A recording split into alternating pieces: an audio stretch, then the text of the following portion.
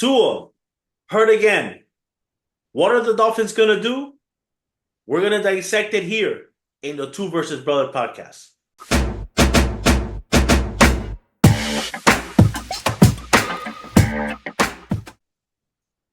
Pedro, again, a deja vu situation. It looks like this video that we're going to be recording is going to be similar to other videos that we have done about Tua. Last night, as the Dolphins game passed, while the Dolphins were losing again to Buffalo 31-10, Tua was trying to scramble and trying to get a first down, ended up hurting himself and got another concussion. 4 concussions in 3 years, or basically 2 years to be more exact. I've been saying this all along, Pedro. The Dolphins shouldn't have signed the long-term contract because he's injury prone. You had no idea what was going to go through. So now, Pedro, do you agree with me that I was right all along about Tua, and now the Dolphins are screwed? What's your thought, Pedro? Oh, Fredo, this is what I'm gonna say because always have to go. I always have to say this about Tua. Tua is a special talent. The guy is great, even from the time that he was over there in Alabama.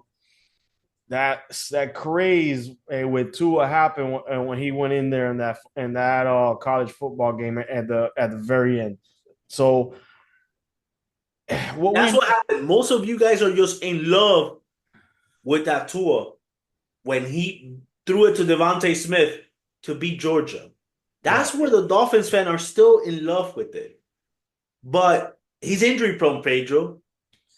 Oh, and this is the funny thing is that we thought that we were over this last year. He played all 17 games. That off season he went, he gained weight, he did jujitsu to get to he have like a better sense of falling so that he doesn't fall and hit his head. And I'm gonna play the clip. Where does he hit his head here? I don't see him hit his head hard at any moment. Damar Hamlin didn't even tackle him. And if you look, and we're going to look at this clip real fast. He scrambles to try to get the first down, and he ends up getting the first down. You're down 20. You're down basically 20 points. Why are you trying to hit stick the guy and to get more yards, knowing that he's a safety and he's bigger than you? Well, I've seen it, and the funny thing is that I've seen Tua do this before, which is not such a bad thing in general because he's trying to hype up the crowd. He's trying to get the guys into the game. But in that situation, you are the franchise quarterback, and this is not the Super Bowl. This is week 2. If you lose to the Bills today, you could beat them. What was it, 10 weeks later? So yeah, there was no need for that. This is yeah. what you learn to do. Slide and protect yourself at all times. Live to fight another day. And that's the thing, Pedro. That's where he fails to realize. There's moments that you could do this, but there's moments that you can't. And he is a quarterback. Again, I think the whole part of last year, him protecting himself, he got comfortable. What is that happens when you have a bad habit? At first, you're going to make yourself not do it. But when you let your guard down, you're going to forget about all those things. Tua historically has been a type of quarterback that does not protect himself. In Yes. some of our clips from our earlier videos, we have put how Tua has gotten hurt.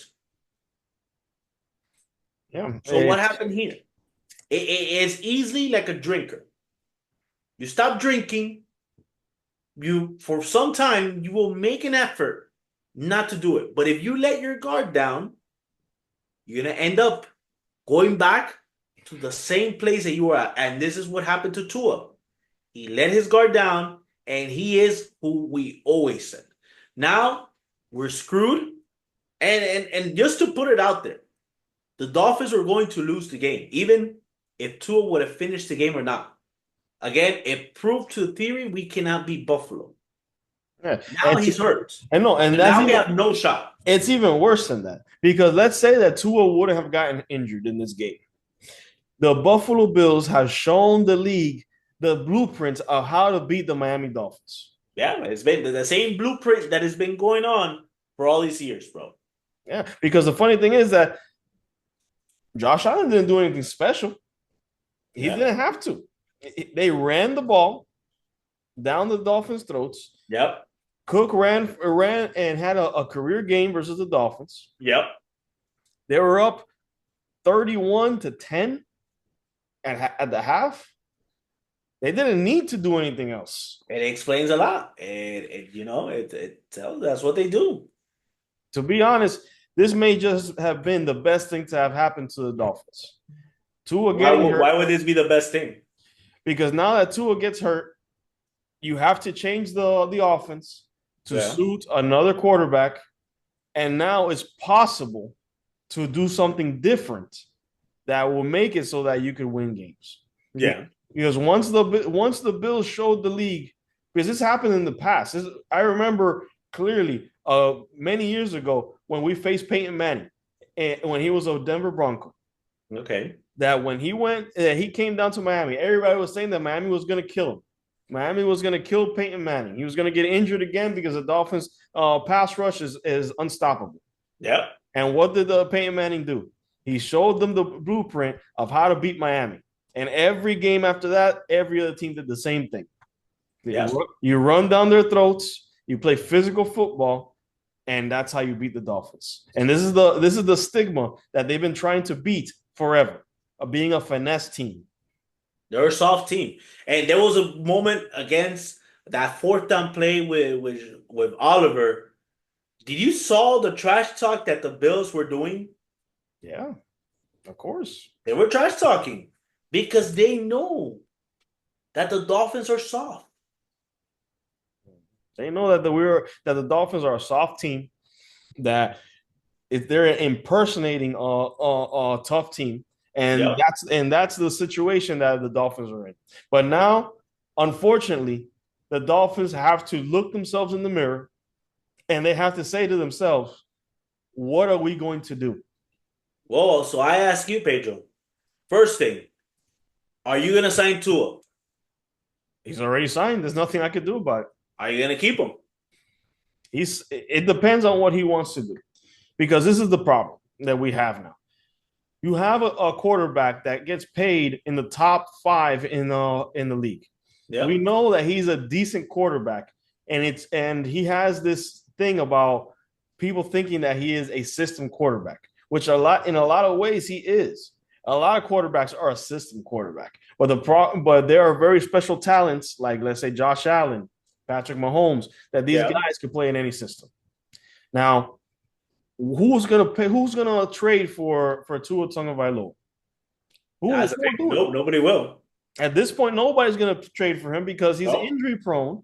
He gets paid too much money, and now that money's gonna be on the books forever. Because let's just say that Tua does what everybody says he's gonna do, which I do not believe he's going to do, and retire. Yeah. Tell me, Alfredo, where does that money go? That money's gone. That money's gone. That money's gone. And at the end of the day, and it makes me feel so bad for Stephen Ross, because a lot of news outlets in the past have pretty much said that Stephen Ross doesn't necessarily care so much about a team. He's a lot of time in New York. Bro, he's here for the past few years. He's here pretty much at every game. Yep. And they showed a picture, a video of Stephen Ross up there in his booth when the injury happens. Yep. He looked sick. And how was that reaction? He looked sick to his stomach. Yep. Because he just paid this guy $200-something million to get hurt 2 games later. Yep. Now, like I told you, the Dolphins have to look themselves in the mirror. Mike McDaniels has to take this team, do something that's never been done. Well, let's not say never been done, because the Eagles did it a couple years ago. where they took a backup quarterback all the way to the Super Bowl. But Well, here's the thing. That's why the Dolphins need to. That they still have talent, even without Tua. If you could put a decent quarterback there, they can do. They have Tyreek Hill, they have Jalen Waddle, they have Devon A. Chain, Raheem Mostert, OBJ. They have. It's just it keeps on the Dolphins are the same problem that we've been seeing. The problem is the scheme is too difficult. They're trying to outsmart people and outrun people. And in football, it's about physical. And that's the thing. There's a couple of plays there. Why is Tua gonna you have the second interception that Tua threw to Chosen. mhm. Why are you gonna have that run, route to Chosen? You have to keep things simple. And that's the thing where the Dolphins, they have the hardest offense to play. Not every quarterback is gonna take this right away. Correct. Yeah, I don't believe it. I don't believe that if you have a guy coming off the street, he's going to be able to learn this offense and do it. So that's why I don't think that all this talk about Tannehill coming to Miami. And on top of that, he's not that kind of quarterback. This guy's not. No, no, no. This is a precision offense. This is not, you have to. Yeah, like this is the you have to live and die with Skylar Thompson now. So, Pedro, you're the GM. What are you gonna do? Bro, I'm the GM. If GM of the Dolphins, I'm talking I'm talking out there to whoever it is can send me somebody. I will put in a trade offer for Jimmy G if possible. That's to me that's the guy that makes the most sense to put in that position. Even though that's another guy that's injury prone. So and what kind of capital would I have to give up for a Jimmy G? So it's a very difficult position. So if it ends up being too much, I'm gonna have to live and die this year with Skylar Thompson. Okay, and maybe get a top 5 pick for quarterback next year.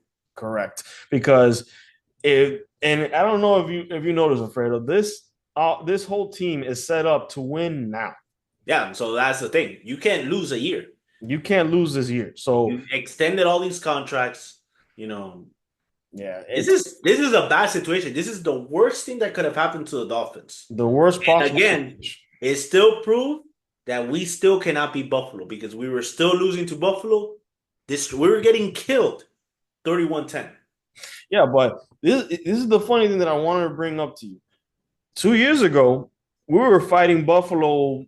There's a difference of 3 points. Yeah, they were all high scoring affairs. 30 in the 30s every single time. Because we had a decent defense, they had a decent defense, and we were able to score points against them. What happened to that? Why were we not able to score points? Is it because Tua spent too much time out on his on not like fighting his contract? Is it because the Bills figured us out, or is it because we're not evolving? We're not evolving. That it just clearly is just that because last week we struggled against Jacksonville. Correct. We were just not evolving. That surprise offense that we had a few years ago. I think this group of the Dolphins hit their peak. Their peak was 2 years ago. At the end, before all the injuries, you were like you mentioned, they were going head to head against Buffalo. They actually beat Buffalo earlier in the year. Correct. And in that game in December, that they really played. But that game against San Francisco, the Dolphins were flying high. Mm-hmm. Then when they started playing against San Francisco, that was the end when they figured out the Dolphins. And from that moment on, everybody else did the same thing. Everybody figured out the good teams, figured out how to beat the Dolphins. And it proves. So I mean, I don't see how this situation can get better, unless they really simplify the offense. But it's just, it's about you don't have a good offensive line. Devon A. Chain, as great as he is, his efficient. He was not very efficient. Look, I don't think that they have to simplify this offense too much because you have a guy, and Skylar Thompson has been in this offense, in this system for 3 years. If he doesn't know this offense by now, I don't know what to tell you. He's just not good. He's just not good. He's not as good as Tua, obviously, but he needs to be able to execute on certain plays. This is going to turn into a running team, of course. This is going to go back to what it was last year. We ran the ball with ease. That's what it has to be. Yeah, but they But that's the thing. the reason why we were able to run the ball with ease is because everybody was scared of passing the ball. How we would pass the ball and have it over everybody's head and pass it to Tyreek Hill or Waddle deep, which was happening every game. Yeah. But now they're not gonna do that anymore because they were playing with two safeties back. Mm-hmm. Your offensive line is struggling as well. That's another thing. Your offensive line is struggling. So it does not look good for the Dolphins. Yeah, they don't have to send pressure. No one needs to send pressure. All you need is the guys that you have in front of you, the 3 or 4 guys that you have in front of you to get pressure on the Dolphins. And later on in the next couple of days, we're gonna put on the all 22 film, and we're gonna break down some of the key plays for the Dolphins. We're gonna have it here in the Two versus Brother podcast where we will break down. And one of the things that I want to emphasize is the offensive line.